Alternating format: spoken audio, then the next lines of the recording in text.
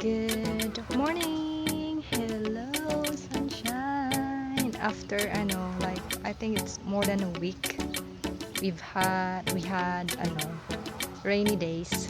Finally today, medyo umaraw siya, but then I think it's gonna rain still today, maybe later.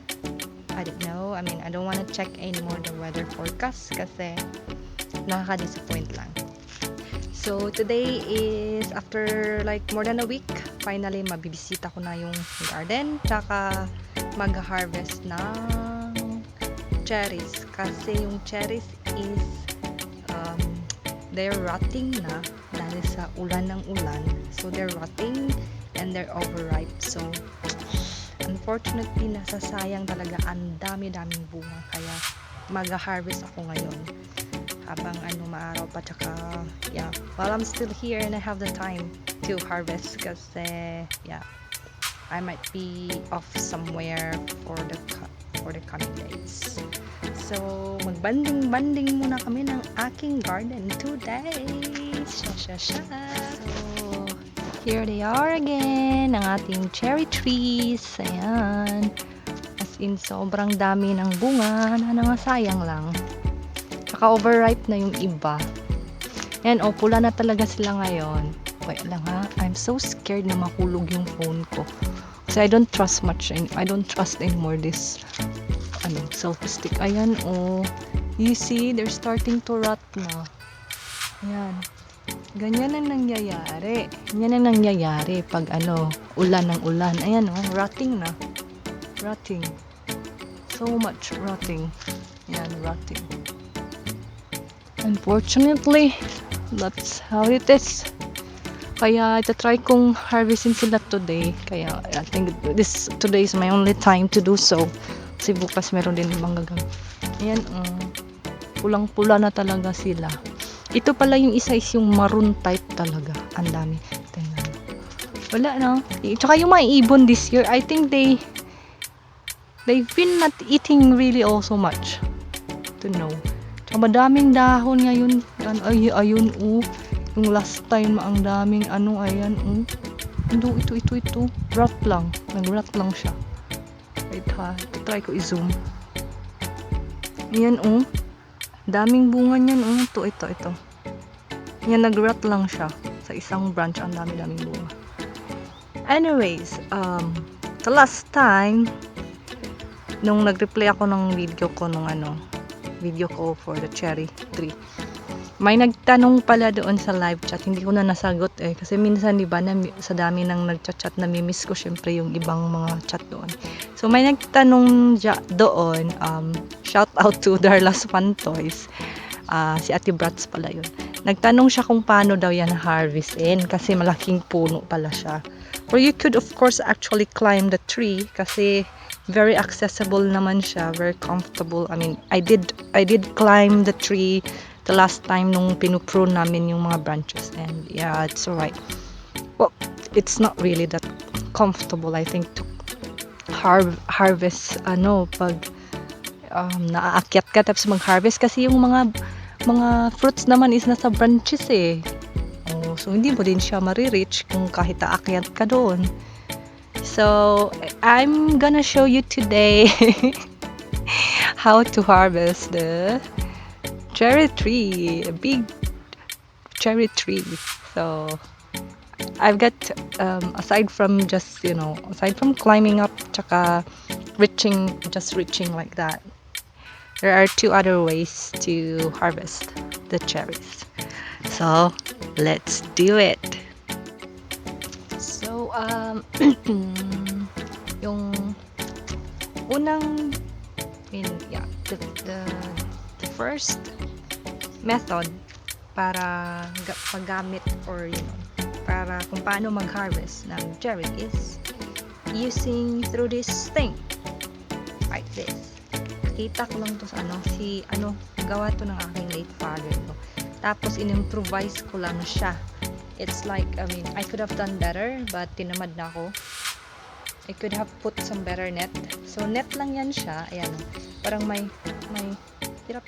metal siya dito. Ayan, metal yan siya, round metal. Tapos, meron siyang, ayan o, kita nyo yung metal na dalawa. So, dyan, iipitin natin yung, iipitin natin dito yung, yung cherries. And then, we just pull. Meron, di ba ganito sa Pilipinas? Yung amin yung ginagawa namin is, yung dulo ng kahoy, na stick. Ini-split lang namin yun. Tapos, yun na yun, yung ipitan para doon mo siya, ipitin yung prutas, diba? So, ito, nilagyan ko siya ng net para, syempre, pag napasok na siya, pag pull mo ng nung cherry, so dito lang siya malalaglag sa net. Tapos ito, stick lang. I think sa mop stick to eh. Pero meron tong extension na kahoy. Hindi ko na alam kung asan para mahaba talaga. So, yeah, that's the first thing. And let's try it out. Wait lang. So yeah, let's go. I'm not sure if it will be that visible, but yeah, let's try it out.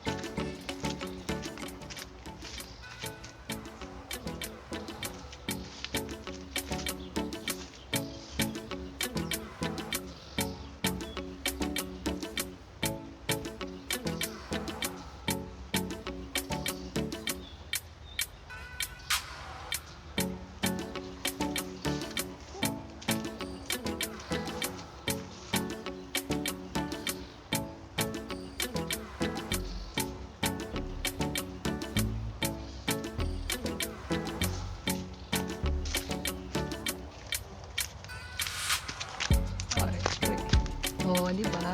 You see? You see that? So, yeah.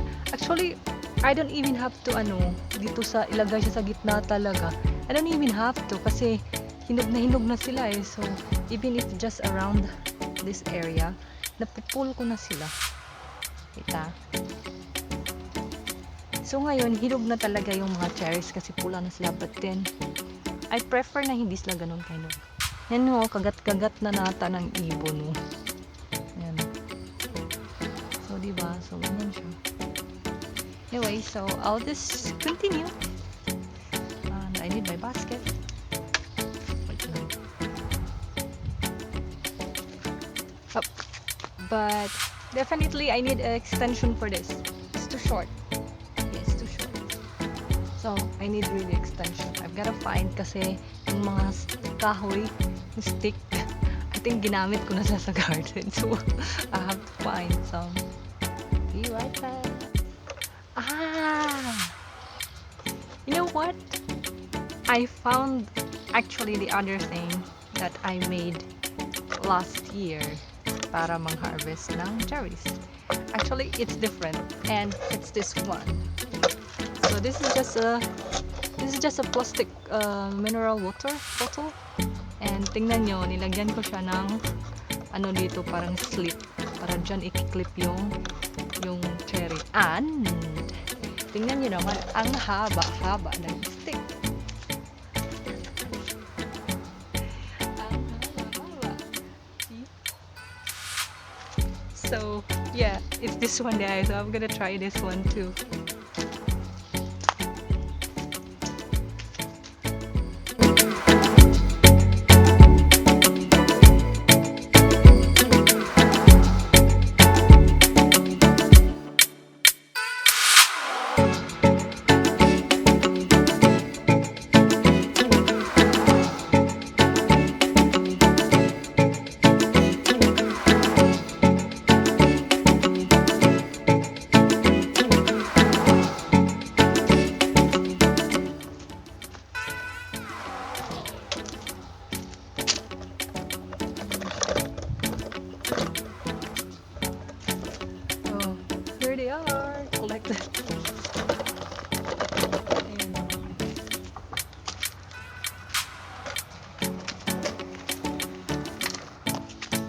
So, here they are. That's how they look like. So, ganyan sila. Oops. Oops ko yun. Well, I don't want to zoom. Wait. Because I'm a bit struggling holding the phone. Right. So, that's how it is. And I'm just pour it here. Put. Oh, diba? So, nandyan siya. Yung the hole is here. Here's the hole, and then dito mo siya i-clip. Kumbaga, stick ng, ganyan kasi siya. That's how it happens. I-shoot mo siya ng ganyan, yung stick. So, then you pull it. Kaya, yung natitira na shoot is yung, ganito na lang, wala nang stick. Well, I think this one, it's really quite problematic na yung ang daming kagat. Tingnan niyo, oh. I think that's either eaten by, or like picked by bird, kinain ng ng ibon, or yung ibang insekto.